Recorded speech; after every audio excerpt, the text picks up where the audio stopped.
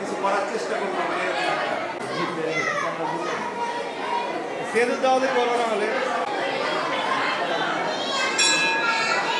আমি এখানে পেয়েছি আমার সবথেকে অমূল্য সম্পদ আমার সন্তান। আমার কন্যা সন্তানকে মায়ের কাছে মানত করার পরে আমি পেয়েছি। 142 বছর ধরে হয়।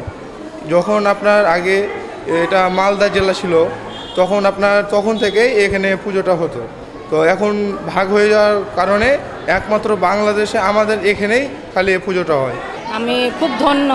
আমি মায়ের কাছে প্রার্থনা করছিলাম, আমার একটা জমি দোকান ঘর পাবনা শহরে আমি থাকি, এখানে আমার বাবার বাড়ি।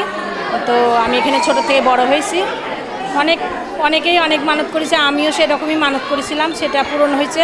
হওয়ার পরে আমি দোকান উদ্ধার করছি, ম্যাজিস্ট্রেট দিয়ে একদম দখল নিছি।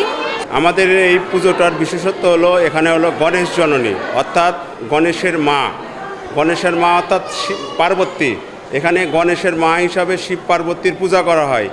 যারা কন্যা সন্তান এবং পুত্র সন্তান যাদের হয় না, সেক্ষেত্রে ধর্মীয় বিশ্বাস থেকে বিভিন্ন ধর্মের মানুষজন এখানে মানত করে এবং তাদের আশা পূরণ হয়।